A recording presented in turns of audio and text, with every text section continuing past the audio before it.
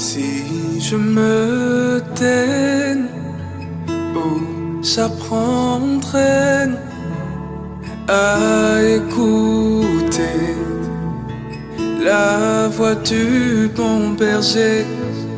Quand je l'entends, où je comprends qu'il a payé pour ma liberté. Si je me tais, où j'apprendrai. T'invite à saluer ton frère, à saluer ta soeur. Donne de l'amour à ton frère, donne de l'amour à ta soeur ce matin. Oh, salue ton frère avec chaleur, avec vie. Déplace-toi, salue ton frère, salue ta soeur avec amour, avec vie, avec amour et avec vie. Parce que notre Dieu est amour. Amen, amen, amen, amen. Tu es le papa le plus responsable. Amen, amen, alléluia. Parce que tu prends soin de nous, Seigneur. Tu es le papa le plus responsable. Amen, amen, alléluia. Oui, oui, tu es le papa le plus responsable. Amen, amen, alléluia. Pour vous saluer entre vous, il y a la famille qui est là. Tu es le papa le plus responsable. Amen, amen, amen, alléluia, amen, amen. Oui, tu es le papa le plus responsable. Amen, amen, alléluia, amen, amen. Tu es le papa le plus responsable. Amen, amen, amen, alléluia, amen. Est-ce qu'il y a quelqu'un pour dire un vrai amen ce matin? Dis-lui amen ce matin. Dis-lui amen ce matin. Amen. Tu es le papa le plus responsable. Amen. Amen. Alléluia. Amen. Amen. Tu es le papa le plus responsable. Oh oui, tu l'es, Seigneur. Amen. Amen. Amen. Alléluia. Amen. Amen. Amen. Gloire à Dieu. Gloire à Dieu. Gloire à Dieu. Gloire à Dieu. Gloire à toi, Père. Gloire à toi, Elohim. Gloire à toi, Adonai. Gloire à toi, El Shaddai. Gloire à toi, Dieu d'Abraham. Gloire à toi, Dieu d'Élie. Gloire à toi, Dieu de Jacob. Gloire à toi, Dieu de Moïse. Gloire à toi, le Dieu de Jérémie. Gloire à toi, le Dieu de Josué. Gloire à toi, mon Dieu. Que toute la gloire te revienne dans le précieux et glorieux nom de Jésus-Christ de Nazareth. Amen. Amen. Amen. Gloire à Dieu.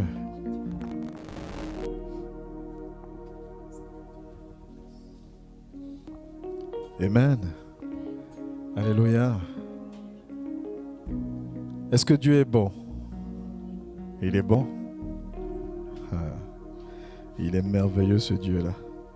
Je ne sais pas, le thème, aujourd'hui, j'ai mis le plan de Dieu pour moi.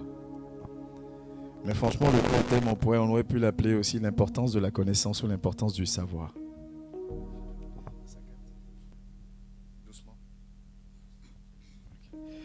Le thème, c'est le plan de Dieu pour moi. Amen. Mais on va tellement parler de savoir et de connaissance que je me demande si on n'aurait pas dû dire l'importance du savoir ou de la connaissance. Vous avez déjà entendu parler des renseignements généraux? Amen. Chaque pays puissant, même chaque pays, est doté de renseignements généraux. Amen.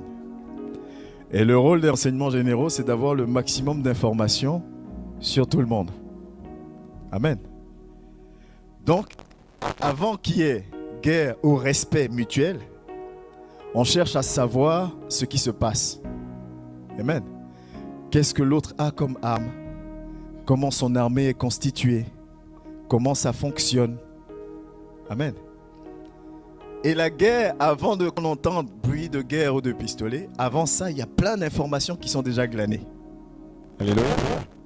Mais une chose est d'avoir les informations, une chose est de savoir les utiliser. Alléluia. Il y a plein de gens qui disent, moi je ne sais pas. On dit oui, quand c'est le 11 septembre, c'est ça où il y a eu l'attentat aux États-Unis. Il y a beaucoup de gens qui disent que l'information avait déjà été connue, mais ils n'ont pas pris les bonnes dispositions. Est-ce que c'est vrai ou pas? J'en sais rien. Amen. Je vous parle de ça pourquoi? Parce qu'une chose est d'avoir l'information, une autre est de savoir quoi en faire. Amen. Et donc, il y a un qui va se lever qui dit, l'autre, il a l'arme nucléaire. Il est à tel niveau. Donc, on le craint ou on ne le craint pas. Et c'est pourquoi chacun va aussi développer ses trucs en secret. Il ne faut pas que l'autre sache. Amen. L'information est primordiale. L'information est primordiale. C'est pourquoi quand Dieu s'adresse à Josué, il lui dit que ce livre de la loi ne s'éloigne point de ta bouche. Amen. Que ce livre, bon, on enlève le Nouveau Testament, puisqu'à l'époque c'était ancien. Que ce livre de la loi ne s'éloigne point de ta bouche. Aie la connaissance. Et que cette connaissance-là t'aide à accomplir tout ce que tu dois accomplir. Alléluia. Voilà ce que Dieu attend de toi et voilà ce que Dieu attend de moi. Maintenant, il a un plan pour moi. Amen. S'il m'a appelé, Jésus dit, c'est pas vous qui m'avez choisi, c'est moi qui vous ai choisi. Et comme j'aime le dire, il ne m'a pas choisi parce que j'ai de beaux yeux. Je ne sais même pas si j'ai de beaux yeux. Amen. Votre rire là ne me rassure pas du tout. Amen. Amen. Il ne m'a pas choisi parce que j'ai de beaux yeux. Il m'a choisi parce que j'ai quelque chose à faire ou il a quelque chose à faire avec moi. Mais si je ne sais même pas son plan pour moi, amen. Si je n'ai pas cette information, est-ce que je ne suis pas un peu en danger?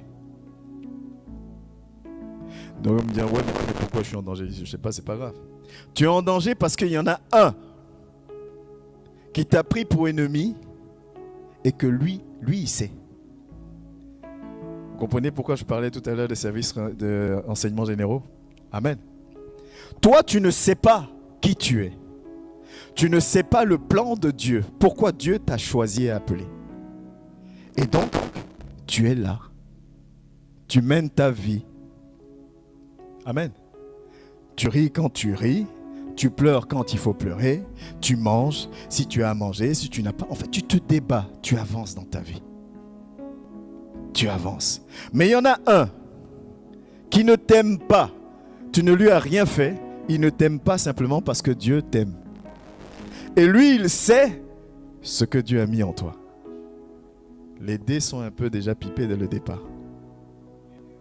Amen. L'ennemi a toutes les informations sur nous. L'ennemi sait ce dont tu es réellement capable. Mais toi-même, tu ne sais pas. Amen. Toi-même, tu ne sais pas. Alors, qu'est-ce qu'il fait? Il fait de toi ce qu'il veut. Vrai ou pas? Parce que c'est ton ennemi. Ça aurait été quelqu'un qui te veut du bien, il allait t'emmener à dire, écoute, voilà ce que tu as en toi, voilà. Non. Lui, il va plutôt te maintenir dans l'ignorance pour faire de toi ce qu'il veut. Amen. Quand il a envie, il appuie sur le bouton pour que tu pleures. Tu pleures. Amen. Quand il est fatigué, il enlève le bouton, il appuie sur un autre bouton, tu ris un peu. Et tu dis, waouh, tout va bien. Après, il enlève encore, il appuie encore sur le pleur. Tu pleures encore. Après, il enlève le doigt, il appuie sur la dépression. Tu rentres en dépression. Il fait comme il veut parce qu'il a toutes les informations te concernant. Amen. Le seul truc, c'est que toi, tu ne sais pas. Parce que toi, quand tu te regardes, tu dis, mais moi, je suis jeune. Amen. Quand tu te regardes, tu dis, mais déjà pour m'habiller, c'est compliqué. Quand tu te regardes, tu dis, mais on ne me respecte même pas dans ma famille. Quand tu te regardes, tu dis, mais je ne sais même pas prier. Amen. Quand tu pries, tu dis, mais je beau prier, je ne vois rien s'accomplir. Mais on n'arrête pas de me dire que je suis quelqu'un d'important pour Dieu. Amen. Ce matin, je veux te dire une chose que tu sais déjà, mais que je veux te rappeler. Dieu a un plan pour toi. Amen. Que tu l'acceptes, que tu ne l'acceptes pas, il a un plan pour toi. Ce n'est pas parce que tu n'es pas rentré dans ce plan qu'il n'a pas de plan pour toi. Amen. Quand tu mets, je vais prendre un exemple un peu triste, désolé, mais c'est pour essayer de choquer un peu. Quand tu mets un enfant au monde, ton souhait le plus ardent, c'est quoi? Que cet enfant grandisse, qu'il réussisse sa vie, n'est-ce pas? Mais il arrive des gens qui perdent leur enfant. Amen. Est-ce que parce que l'enfant est parti, le plan n'existait pas? Le plan existait. Amen.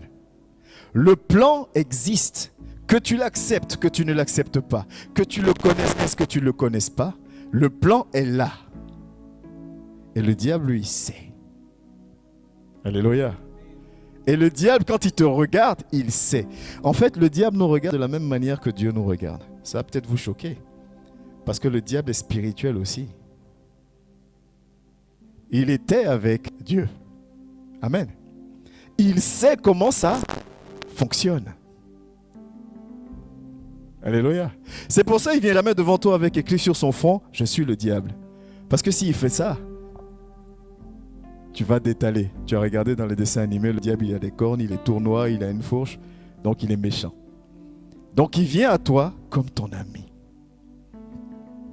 Amen. Il vient à toi comme ton copain. Alléluia. Regardez quand ça ne va pas dans ta vie, tu as envie de t'isoler. Et tu as l'impression que ça te fait du bien. Mais dans la réalité, ça ne te fait pas de bien. Parce que tu te coupes de tout. La preuve en est que quand tu trouves la force de sortir de cet isolement-là, tu réapprends à sourire.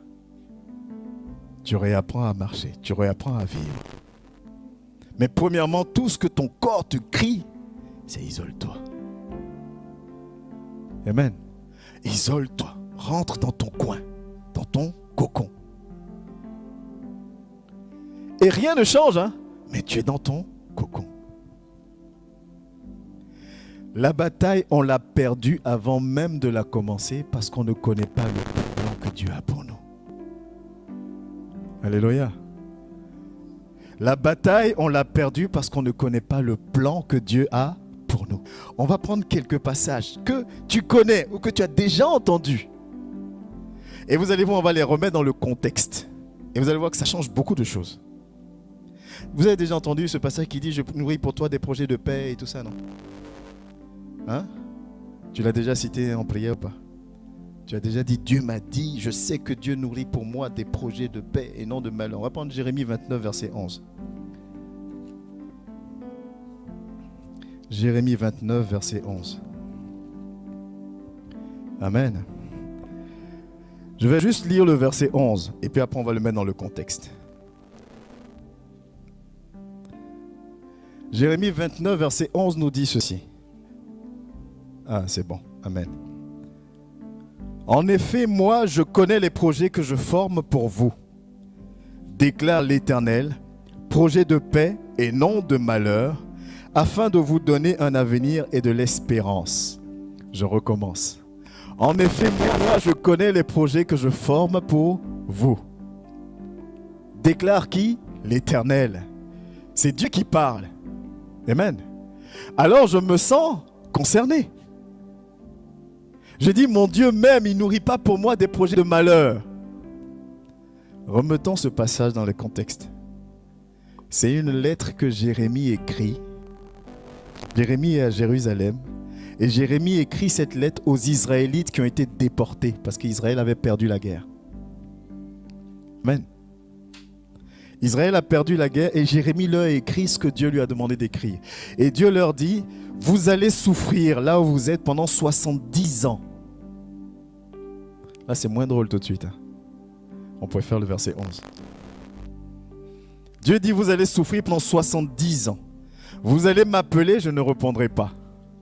Après les 70 ans, voilà ce qui va se passer.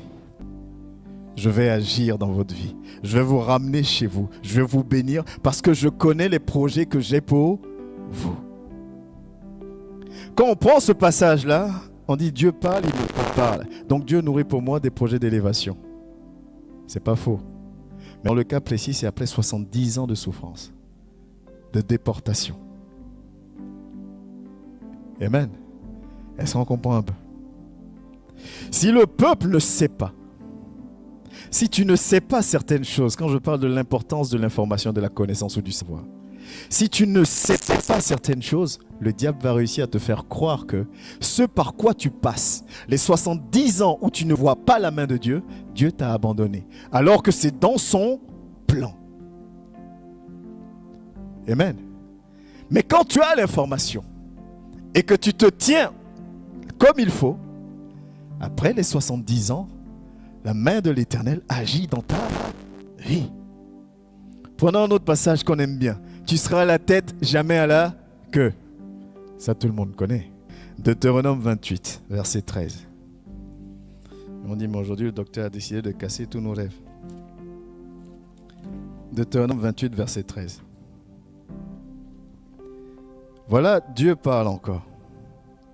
Ou Moïse parle. Il dit, l'Éternel fera de toi la tête et non la queue.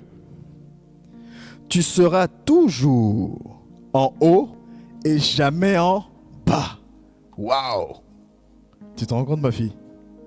On sera toujours en haut, jamais en bas. Moi, le chrétien, je serai toujours en haut, jamais en bas. Mais dans la réalité, sommes-nous toujours en haut? Amen. Mais c'est Dieu qui parle. C'est pas Dieu qui parle.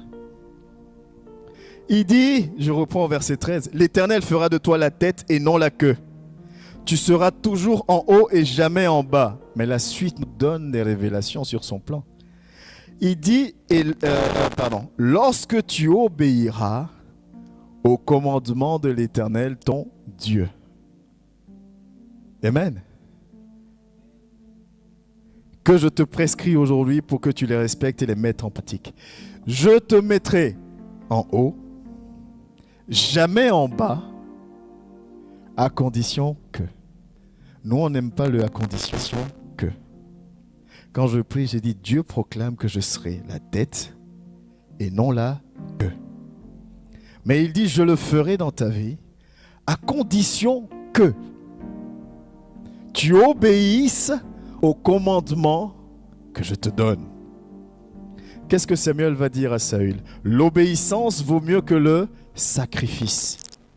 Le sacrifice, c'est quand tu te lèves pour venir au culte tous les dimanches alors que tu es fatigué. Tu fais un sacrifice. Amen.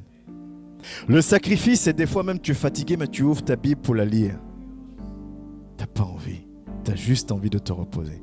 Le sacrifice, c'est quand tu te lèves pour prier alors que tu as juste envie de dormir. Le sacrifice, c'est quand tout ton corps te crie de faire autre chose et tu dis non, je ne t'écoute pas, je vais faire autre chose. L'obéissance, c'est quand ce que tu lis, tu t'efforces à l'appliquer. Est-ce que vous voyez la nuance? Je fais le sacrifice d'être présent au culte. Mais ce que j'ai reçu, qu'est-ce que j'en fais? Une chose est d'avoir l'information. Le plus important, c'est de savoir quoi faire de l'information que j'ai. Amen. Tu crois en Dieu depuis des années. Et moi, j'arrêterai jamais de dire, la Bible là, que nous voyons là, c'est un livre rempli de promesses. Amen. Mais va plus loin. Les promesses concernent qui? Comment les déclencher dans ma vie?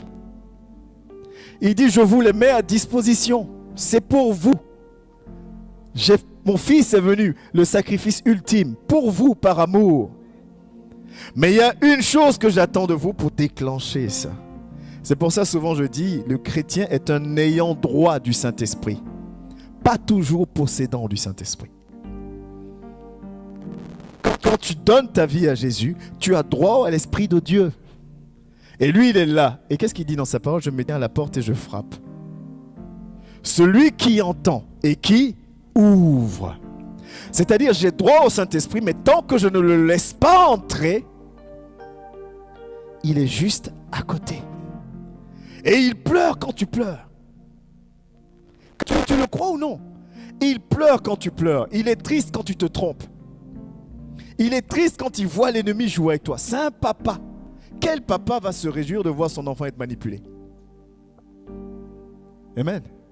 Quand le diable te fait croire que tu n'es rien, lui il est à côté, il est triste parce qu'il voit en toi ce que Dieu a mis en toi. Il dit, mais comment Clément peut croire ce qu'on lui dit alors que je l'ai rempli? Amen. Il dit, mais Clément, ouvre les yeux. Obéis-moi et tu verras ce que je ferai pour toi. Obéis-moi et tu verras que tu seras à la tête et non à la queue. Obéis-moi et tu verras, comme ce qu'on va lire dans Matthieu 16, verset 19, si l'informatique vous préparez. Ce que tu liras dans le ciel sera lié aussi sur la terre. Amen. Mais quand Jésus dit ça à Pierre, il est en train de dire à Pierre, quand tu vas me servir. Amen. Quand il dit ça à Pierre, Pierre n'est pas encore capable de le faire. Puisque quelque temps après, Pierre va le renier 3 fois. Vous comprenez quand je dis que Jésus nous regarde, Dieu nous regarde différemment de ce qu'on se regarde. Aujourd'hui, moi, je vais te voir, tu ne sais pas lire. Ce que je vois, c'est quelqu'un qui ne sait pas lire. C'est ce que je vois. Dieu voit un prédicateur, une femme de feu. Mais moi, je vois quelqu'un qui ne sait pas lire. Peut-être même que toi-même, tu vois, quand tu te regardes, quelqu'un qui ne sait pas prier. Et Dieu voit quelqu'un au travers duquel il va guérir des malades.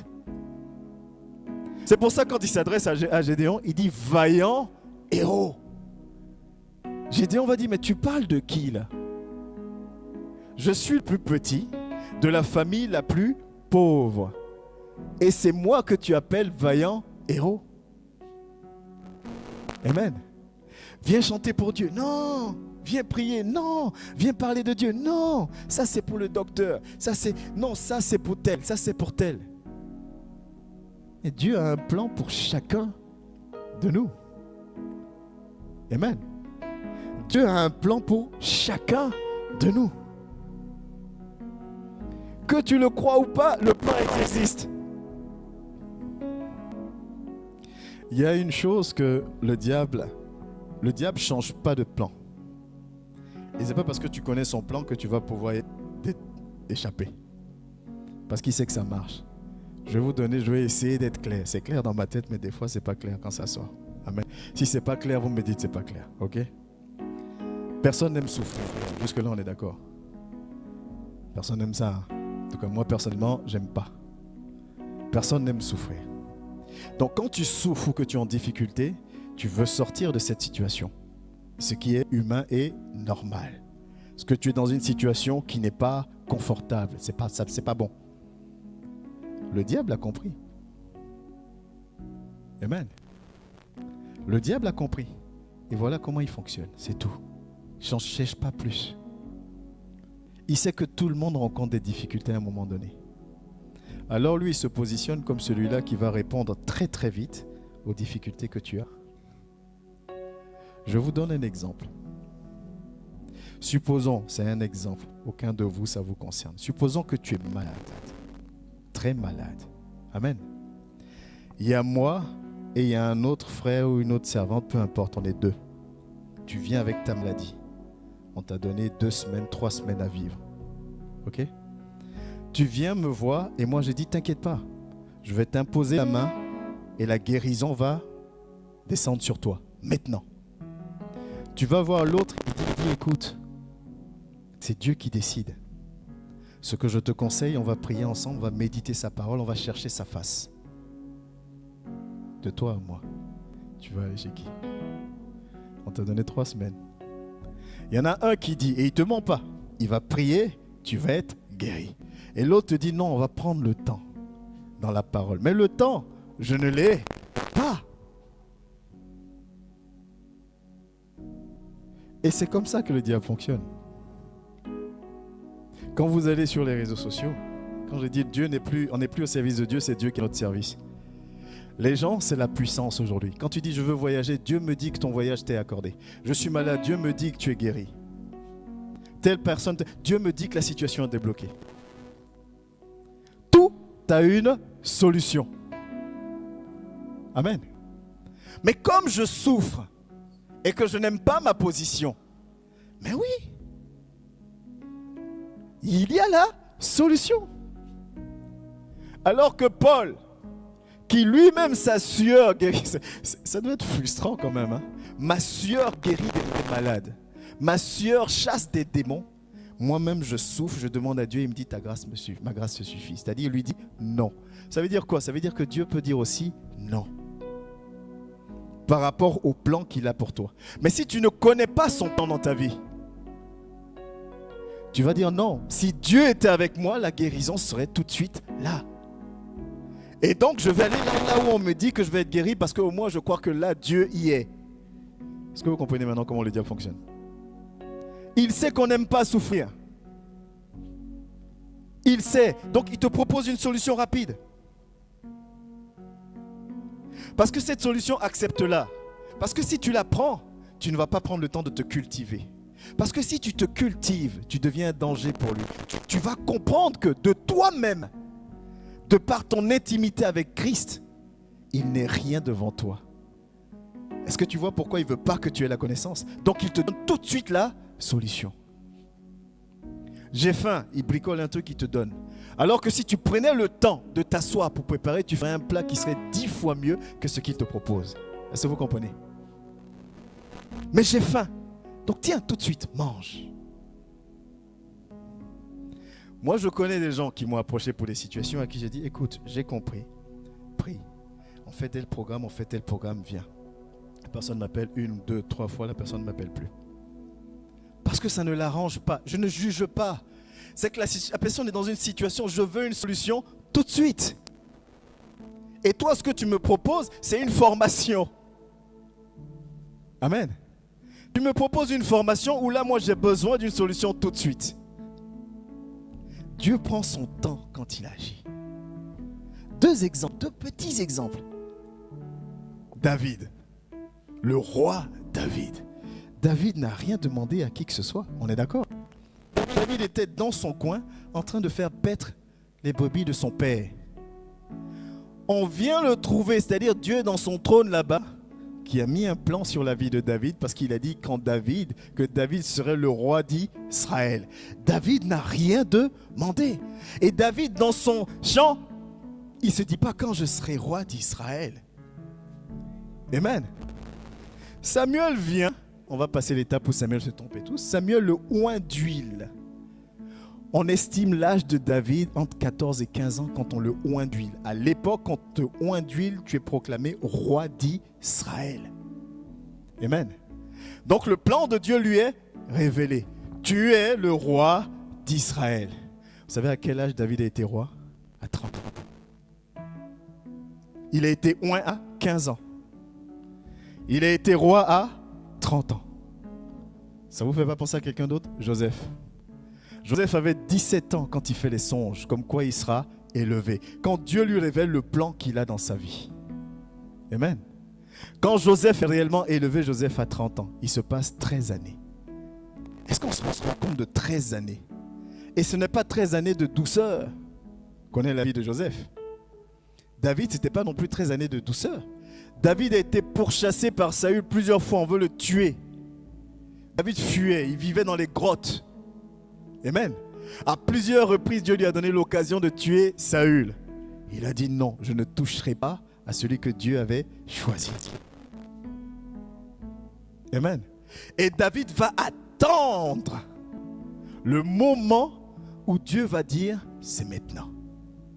C'est-à-dire que David, Joseph, Matthieu, Pierre, tous ces personnes-là, ils vont marcher en attendant le temps de Dieu. Un jour, j'ai l'information de ce que Dieu a prévu pour moi. 2, je crois que ça va s'accomplir. Et alors je marche de manière à rester dans ce plan. Amen. Le diable te donnera une solution très rapide tout de suite. Je veux du travail, je galère, c'est compliqué, les factures s'annulent. Pam, tu as un boulot. Par contre, le boulot fait que tu finis à 23h. Tu es cuit, tu ne peux pas participer au programme, tu es fatigué. Et dimanche, tu travailles. Mais comme le diable est très malin, tu ne travailles pas tous les dimanches. Tu travailles 3 dimanches sur 4. Amen. Donc il te laisse quand même un dimanche pour venir à l'église. Et tu prends le micro, tu dis, Dieu m'a accordé un boulot. Et tes factures, tu arrives à les payer, puisque tu as un boulot. Le problème, c'est que tu n'auras jamais la connaissance qu'il te faut pour être là où Dieu t'attend. Quand tu enseignes ça, les gens disent, ouais, mais toi, tu ne vis pas dans le même monde que nous. Alléluia.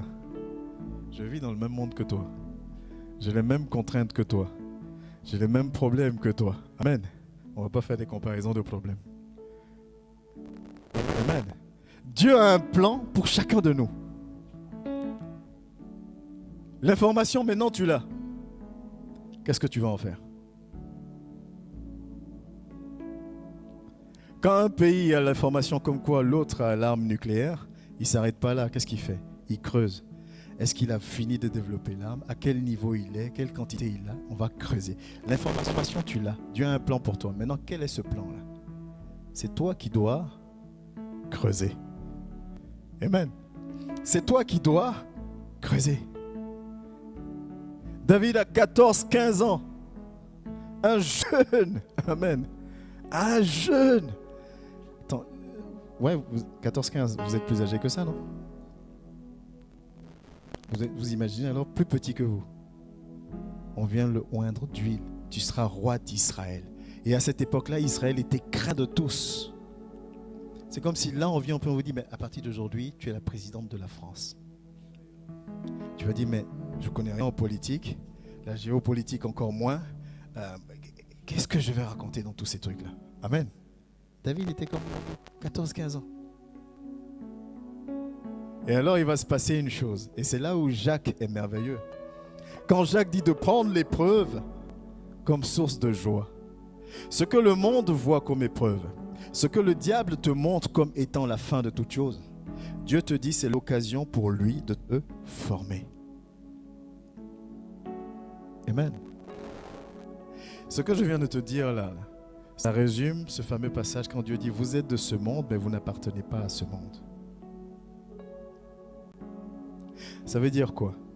Aujourd'hui, je m'appelle Oboji. Je suis de la famille Oboji. Mais il me dit, tu n'appartiens pas à la famille Oboji. Mais je m'appelle Oboji. Et il est en train de me dire une chose. Il est en train de me dire, tu ne marcheras pas selon les règles Oboji. Il est en train de me dire, toute condamnation qui est liée au Oboji ne se liera pas à toi. Est-ce que vous comprenez la nuance? Tu es de ce monde, mais tu n'appartiens pas à ce monde. C'est-à-dire que tu dois avoir une vision, une manière de fonctionner qui est différente de ce que tout le monde fait. Là où tout le monde voit la montagne en Goliath, David voit quelqu'un qui manque de respect à Dieu. 14-15 ans.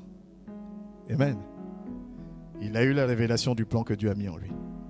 David sait, si Dieu me choisit comme roi, ce n'est pas pour que je meure là. Est-ce que vous comprenez la chose? Si Dieu m'a choisi, ce n'est pas pour que cette situation ait raison de moi. Donc là où l'armée d'Israël, qui est crainte, tremble devant un soldat qui les menace. Et la Bible dit pendant 40 jours, le matin et le soir, il vient, il les nargue. Matin et soir, il vient, il les nargue. Personne ne réagit. Jusqu'à ce que David arrive, qui n'est ni soldat, ni rien du tout. Et David s'énerve. David ne voit pas la même chose que tout le monde. Même le roi, même son frère lui dit, oh, calme-toi. Toi, je te connais. Calme-toi. David ne voit pas la même chose que tout le monde. David dit, vous êtes là, pourquoi vous ne bougez pas? Il est en train de manquer de respect à Dieu. Là où tout le monde voit un soldat aguerri, puissant, craint, David voit quelqu'un d'insignifiant qui manque de respect à Dieu. David lui dit, tu viens contre moi avec la lance et le javelot. Mais moi, je viens contre toi avec quoi? Vous connaissez le passage ou pas? Non. Avec? Amen. Quelqu'un qui parle comme ça, c'est quelqu'un qui sait qui il est. Tu viens avec moi avec la lance et le javelot. La lance et le javelot, c'est visible, non? Quand tout le monde voit Goliath, tout le monde voit bien la lance. Tout le monde voit bien le javelot. David, il vient, je viens au nom de l'Éternel. Le nom de l'Éternel, ça ressemble à quoi? Amen. Le nom de l'Éternel ressemble à quoi? Si tu es chrétien, si tu es disciple, tu sais que toute autorité, toute puissance a été accordée en ce nom. Là où l'ennemi, le monde voit une arme physique, toi tu sais que l'arme que tu as est plus puissante. C'est en ça que Hébreux 11, verset 6 nous dit que sans la foi, on ne peut pas être agréable à Dieu. Parce qu'il y aura des situations, c'est le job de l'ennemi de mettre des situations sur ta vie pour t'empêcher de savoir qui tu es, pour t'empêcher de connaître le plan de Dieu pour toi. Alors que tu as l'Esprit de Dieu, comme dit la parole de Dieu, qui est plus puissant que ce monde. Amen. Est-ce que je parle à quelqu'un ce matin? Et ne pense pas que je suis en train de parler parce que je suis mieux que toi. Ce que je suis en train de te dire me concerne aussi. Alléluia. C'est là la parole de Dieu dit, là où 2 ou 3 sont rassemblés en son nom, il est là. Mais tout est dans le rassembler en son nom. Tout est dans le rassembler en son nom. C'est-à-dire 2 ou 3 qui lui donnent réellement leur cœur, qui lui donnent réellement leur vie, qui décident réellement de lui obéir. Alors il est là. Pendant que Joseph est vendu, Dieu est avec lui, mais il est quand même vendu. Pendant que Joseph devient esclave, Dieu est avec lui, mais il est quand même esclave.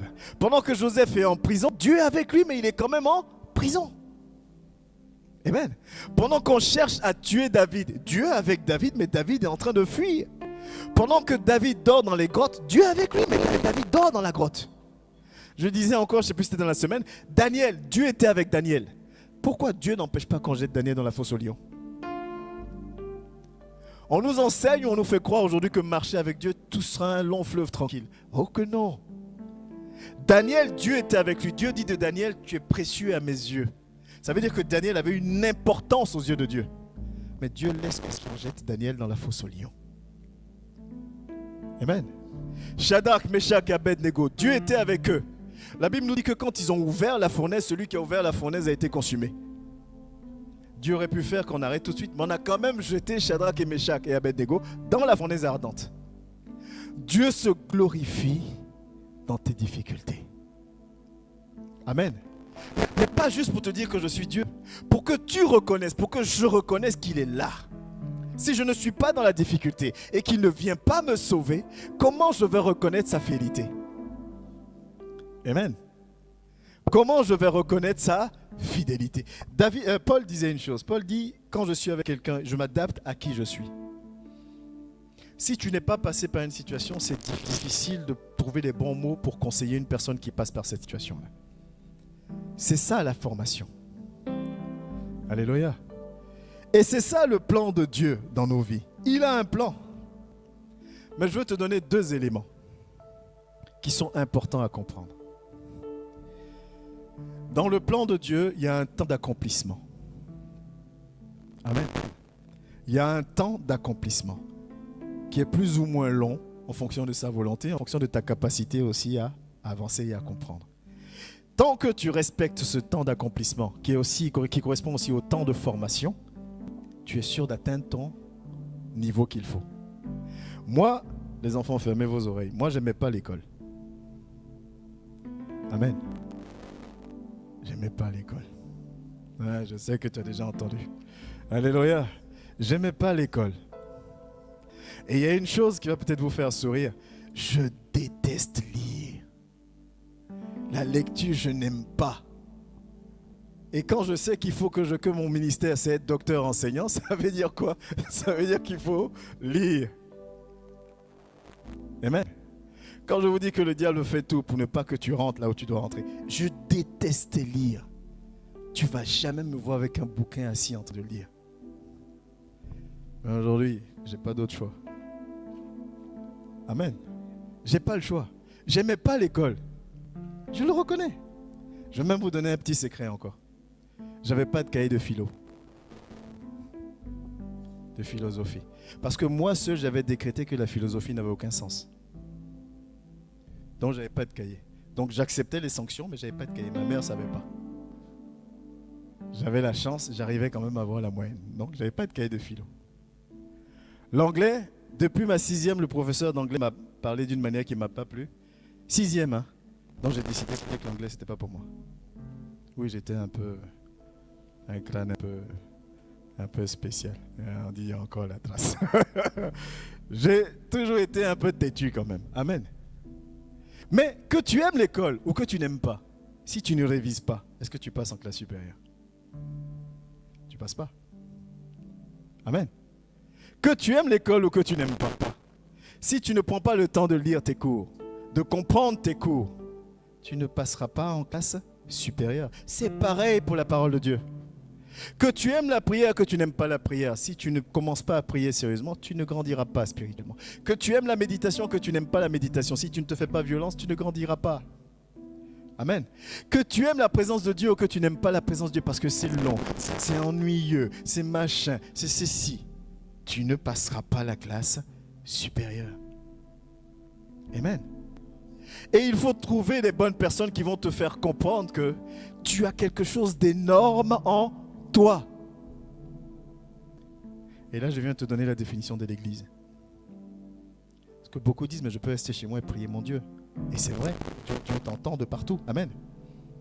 Il y a des situations vis-à-vis desquelles tu peux faire face tout seul. Il y a des situations où tu as besoin de ta famille. Tu as besoin de quelqu'un sur qui t'appuyer. Voilà le rôle de l'église. Quand vous prenez Actes, chapitre 1 au chapitre 3, qu'on parle de l'église primitive, la Bible dit quoi? Ils se réunissaient tout le temps. Ils communiaient ensemble. Ils se donnaient de l'énergie. Quand tout ton corps te dit ne viens pas, moi je te dis viens. Amen. Quand tout ton corps te dit oh non, c'est là qu'il faut venir. Parce qu'il y aura peut-être une parole, un chant ou un frère qui va venir te taper sur l'épaule. Et tu vas dire, ah, c'est vrai que finalement, j'ai bien fait de venir. Amen. C'est ça la force de l'église. Pourquoi tu penses que Dieu combat l'église? Satan combat l'église. Mais ça, vous suivez, c'est bien. Ça a réveillé la sœur. Amen. Satan combat l'église, pourquoi? Parce qu'il sait, il est toujours dans le même plan. Il ne faut pas que tu saches qui tu es. Si je viens voir la sœur et que la sœur me dit, écoute, franchement, ta manière de truc, ça me touche et que ça me galvanise, il ne faut pas que j'aille voir la sœur. Amen. Vaut mieux que je reste dans mon coin. C'est mieux. Si je vais voir le tonton qui me dit, écoute, toi, franchement, faut que tu sois là, faut que. Il va me fatiguer, je préfère rester dans mon coin. Mais tu as besoin que quelqu'un te dise, tu es capable. Vas-y, avance. Tu peux y arriver. Hier, je méditais, je suis tombé sur un chapitre de Proverbes. Je ne savais pas que j'allais en parler ce matin. Et est-ce que je vais le retrouver? Ce serait bien que je le retrouve comme ça au moins. Et Proverbe il dit, si tu n'aimes pas les reproches, je paraphrase, il dit, si tu n'aimes pas les reproches, tu n'avanceras pas. Je suis tombé dessus et puis il dit, ah, Salomon aussi, il parlait de tous les sujets. Amen. Il dit, celui qui n'aime pas les reproches n'avancera pas. Amen. Est-ce que je parle à quelqu'un ce matin? Oui. On en a besoin. Amen. Dieu a un plan pour chacun de nous ici. Dieu a un plan pour tout le monde. Pour toi. Il a un plan. Tourne la tête, c'est de toi je parle. Il a un plan. Quel que soit l'âge. David avait 14-15 ans. Et Dieu merci, vous êtes plus âgé que 14-15 ans. S'il choisit un jeune de 14-15 ans, c'est pas vous qui ne va pas choisir. Pareil, Jérémie devait avoir 15-17. Je ne sais plus quel âge il avait exactement, mais c'était un jeune aussi. Amen. Les gens disent l'église est trop, l'église est trop, l'église est trop. On parle beaucoup. Il y a un monsieur avec une barbe qui commence à devenir blanche, là, il parle beaucoup. En plus, le style de musique qu'on fait, c'est pas trop le style que nous on écoute. Ça nous parle pas. Amen. Nous, on aime, je ne sais pas quel style. Alléluia. Parce que l'ennemi veut vous maintenir loin de la grâce de Dieu. L'ennemi veut vous maintenir loin de la grâce de Dieu. Tu sais, quand tu viens le matin au culte, si chacun se prépare, si chacun prépare son culte, tu ne vas pas être là pour dire « les notes ne sont pas justes, je ne suis pas rentré dans mon adoration ». Amen. Parce que tu sais pourquoi tu es venu. Tu sais ce que tu es venu chercher. Dieu fait comme il veut. Il faut que tu comprennes ça. Il y a le temps de l'accomplissement qui correspond au temps de la formation. Et le deuxième point, c'est ta détermination. Sois capable de porter ta croix. Moi, je ne te donnerai jamais cet enseignement de te dire que tu n'auras pas de croix. Tu auras une croix. Mais quand tu vas pleurer, je serai là pour que tu pleures sur mon épaule. Je vais attendre aussi que tu me donnes ton épaule quand je vais pleurer. Amen. Quand tu vas pleurer, je serai là. On va prier des fois pour que les situations partent et puis des fois les situations vont quand même arriver. Et quand tu vas pleurer, on sera là. Parce que c'est notre rôle, famille. Et demain, quand je vais pleurer, je vais compter aussi sur ma famille. Il ne faut pas que l'ennemi me maintienne loin. Dieu a un plan pour moi. Et s'il a un plan pour moi, alors il va tout disposer pour que j'accède à ce plan-là. C'est là où il est amour. Amen. Il ne va pas te laisser. Je vous ai donné l'exemple de David. David voit Goliath. Tout le monde a peur pour David. David sait qu'il était un roi d'Israël. C'est pas pour venir mourir devant Goliath. Mais il y a une montagne devant lui. Un soldat aguerri. Un vrai soldat. Face à un berger de 14-15 ans. La détermination que tu mets, dont tu fais preuve, voilà tout ce qui change la donne. Amen. C'est que ça qui change la donne. Rien d'autre. Et cette détermination, ça s'appelle la foi. La détermination que tu mets, c'est tout ce qui change la donne. Est-ce que l'informatique peut mettre Hébreux 11 ? Hébreux 11 au verset 15 ou 13. Hébreux 11, 15, 13. Je veux te donner le bien bon passage. Hébreux 11, 13. Hébreux 11, 13. 11 et 13. Je vais finir par parler portugais. Espagnol, pardon. Quelqu'un qui n'aimait pas les langues, maintenant Dieu... Seigneur. Bon. Hébreux 11, verset 13. Regardez ce qui est écrit. Hein. Moi, je ne sais pas pour vous, mais moi, on va finir sur ça. Ça me fait quelque chose. Il est écrit, c'est dans la foi qu'ils sont tous morts, sans avoir reçu les biens promis, mais ils les ont vus et salués de loin. Ils ont reconnu qu'ils étaient étrangers et voyageurs sur la terre. Ce passage-là est lourd. Hein? On parle d'Abraham, on parle de Moïse. Abraham, Dieu dit, tu seras le père d'une multitude. Abraham est mort, il avait 6 enfants. Même aujourd'hui, il y a des gens qui ont plus d'enfants que 6. Amen. Tu seras le père d'une multitude. Le gars, il meurt, il a 6 enfants. Amen. Moïse, tu vas conduire le peuple à la terre promise. Moïse ne rentre pas à la terre promise. Voilà ce que dit le passage. Mais à aucun moment, ces gens ne se sont dit, non, moi j'arrête de marcher comme je marche. Ils ont continué à marcher dans la détermination jusqu'à leur mort. Pour beaucoup d'eux, sans avoir vu l'accomplissement des promesses qui ont été faites. N'empêche que Abraham est mort, mais la promesse de Dieu s'est quand même réalisée. Amen. N'empêche que Moïse, le peuple est quand même rentré à Canaan. Il y a des actions que tu vas mener. Il y a un plan que Dieu a mis des fois sur ta vie qui est pour tes enfants. Amen. C'est peut-être pour tes enfants ou pour tes petits-enfants. Mais si toi, tu ne fais pas le job aujourd'hui, ça va être plus difficile pour eux demain. Amen. Ça va en l'encontre de tout ce qu'on entend souvent. Avec Dieu, tu auras, si Dieu est capable de tout, il donne quand il veut, à qui il veut. Mais nous sommes à son service et ce n'est pas l'inverse. La Bible dit que c'est par grâce qu'il fait les choses. Quand tu élèves la voix, si Dieu dit « Ok, je guéris », il guérit. Il dit « Je ne guéris pas ». Amen, Seigneur, je continue quand même à te servir. Parce que je connais ton plan. Amen.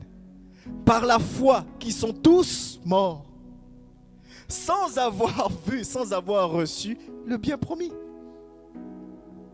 Et ça remet en question beaucoup d'engagement dans l'église. Si tu es venu parce que tu veux te marier, quand je dis ça, je ne parle pas forcément de la mère. Peut-être que tu ne vas pas te marier. Si tu es venu parce que tu veux un enfant, peut-être que tu n'auras pas l'enfant. Peut-être aussi que tu l'auras. Mais tout ça, Dieu fait ça pourquoi? Parce qu'il veut que tu lui montres qu'il est la priorité dans ta vie. Tant que lui, tu lui montres qu'il est un dans ta vie, bizarrement, il y a un autre passage qui s'applique. Fais de l'Éternel tes délices. Et la suite, c'est quoi? Et il te donnera ce que ton cœur désire. Alléluia. Et le dernier passage, on reste dans Hébreux 11 au verset 6. Normalement, tu as juste à taper sur avant.